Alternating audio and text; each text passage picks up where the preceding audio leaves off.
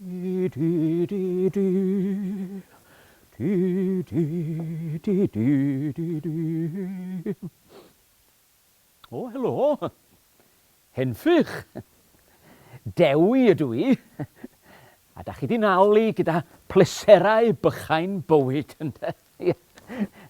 Falle bod rhai na chi'n nabod fi fel Dewi Sant. Ie, dyna chi. Nawdd Sant Cymru. Oh. Dipyn o gyfrifoldeb wyddoch chi, bod yn brif sant, ie, y sant cenedlaethol. O, mae rhain fy ngalw'n top dog of saints, ie. Ond dyna fo, Dewi fydda i chi. Nawr te, fy nghasgliad o gerrig rhyfeddol. Bob un yn hen iawn. O, maen nhw'n hun na fi, a dwi'n 1500 o flynyddoedd oed. A mae pob un o'r cerrig yma yn cynrychioli stori bwysig yn fy hanes i. Dewch i ni gychwyn gyda'r garreg hon. Carreg Non dwi'n galw hon, wedi chasglu o Capel Non.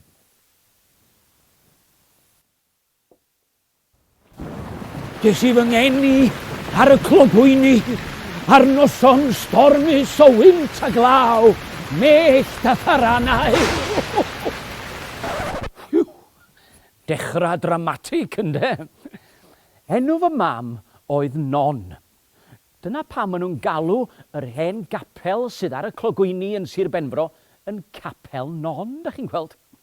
Roedd fy mam yn ferch i Bendefig o Sir Benfro. Ac roedd fy nhad Sant ap Caredig, doedd o fawr o sant, ond stori arall di honno, roedd fy nhad yn fab i frenin Ceredigion. Felly, mae yna waed brenhinol yna, da chi'n gweld? Dim bod pethau felly'n bwysig o gwbl, wrth gwrs. Ie, Carreg Non, i gofio fy ngeni yn y flwyddyn 512.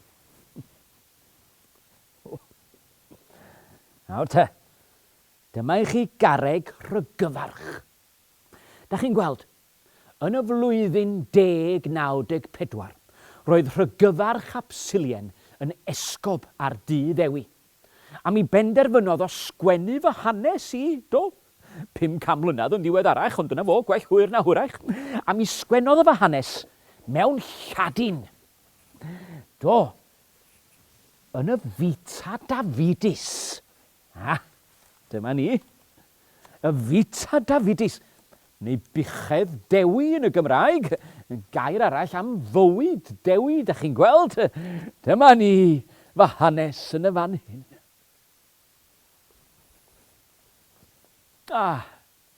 Eglwys Hen Fyniw, ger Aberaeron. Yn y fan hyn nath y mynach hynod Paulinus fy nysgu i sut i fod yn fynach. Ie, da chi'n gweld? Mae hyd yn oed sant yn gorfod astudio. Deus lux mea est. Roeddwn i'n hoff iawn o'r hen fynach Paulinus, ond doedd o ddim yn gweld yn dda iawn. Ac roedd yn gwneud un drist i weld o'n methu darllen, da chi'n gweld? Ac un bore, dyma Paulinus yn deffro, ac roedd o'n hollol ddall. Wel, mi ath yr hen fynach i lawr ar ei luniau a dechrau gweddio ar ei dduw. O Dduw, gad i mi weld unwaith eto fel y gallaf dy wasanaethu ar dy ddeiar. A dyma fi'n teimlo'r nerth rhyfedda yn fy nghorff. A dyma fi'n gosod fy nwylo ar ben Paulinus a modiau yn ysgafn ar ei lygid. A dyma Paulinus yn disgyn yn ôl a chodi ar ei draed, a gyda gwen a folaid ar ei wyneb, dyma fo'n dweud, o, i Dduw fo'r diolch. Dwi'n gallu gweld unwaith eto. Ac wrth gwrs, i Dduw oedd y diolch. Dim ond ei negesydd ar y ddeiar oeddwn i.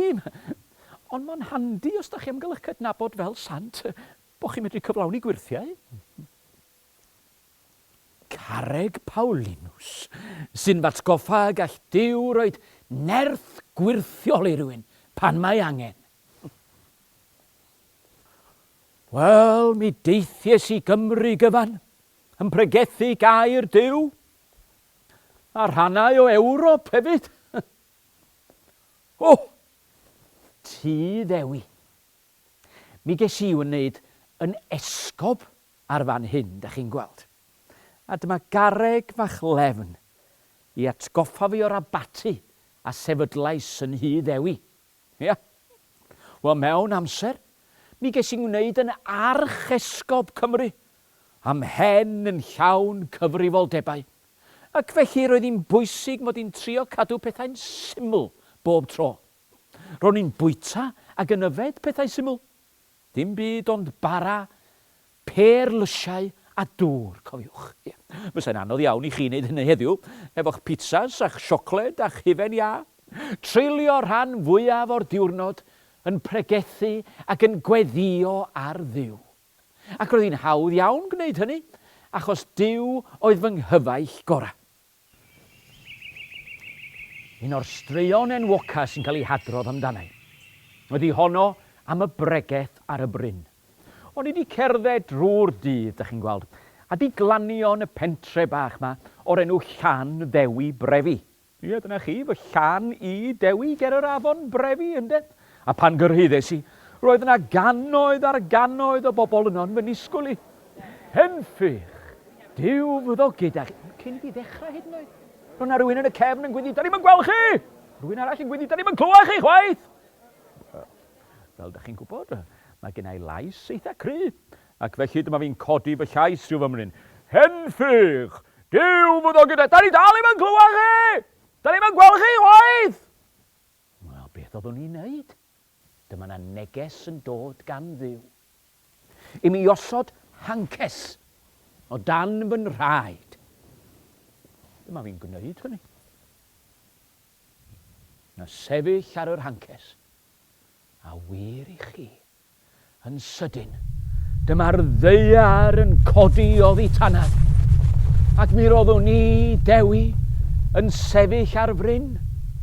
Roedd dim ond rhaid i fi sibrwd, ac roedd pawb yn fy nghlywed i, a phawb yn fy ngweld.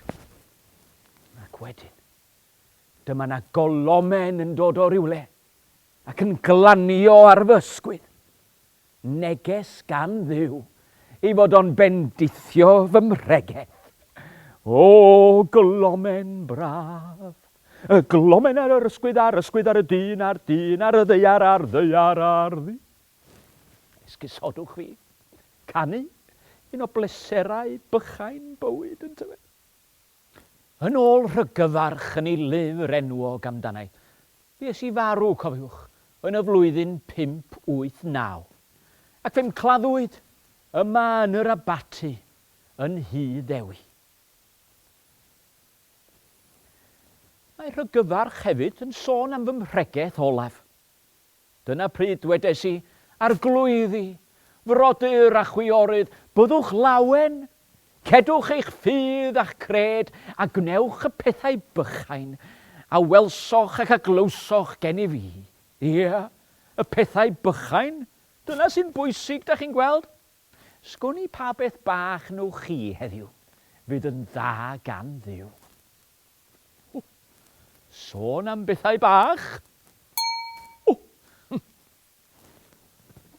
Carreg y Sant yw hon. Carreg a gasglwyd yn y flwyddyn 1120, pan gyhoeddodd y pab yn swyddogol fy mod i Dewi yn Dewi Sant. Wel, yn Nawdd Sant Cymru.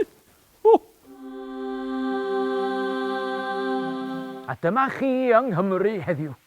Be da chi'n neud ar ddydd gwyl Dewi Sant? Yeah. Wel, da chi'n gwisgo fyny, da chi'n chwifio'ch baneri yn bita bara brith a cawl ac yn canu mewn eisteddfodau. Ble bynnag ydych chi'n y byd, da chi'n dathlu'ch Cymreigtod. Ond cofiwch wneud y pethau bychain, bob un diwrnod o'ch bywyd. Wel, dyna chi wedi clywed dipyn o fy hanes ynde. Fedrai'm datgelu'r cwbl amdana i, wyddwch chi. Mae rhaid i rywfaint o fywyd sant barhau yn ddirgelwch. Ond mwynhewch ddydd gwyl Dewi, ynte fe?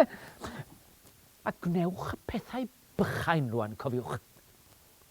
Beth am wneud baner, gwneud fflag i'ch gwlad, a'i chwifio ar fawrth y cyntaf. Ia. Diwrnod nawdd sant Cymru.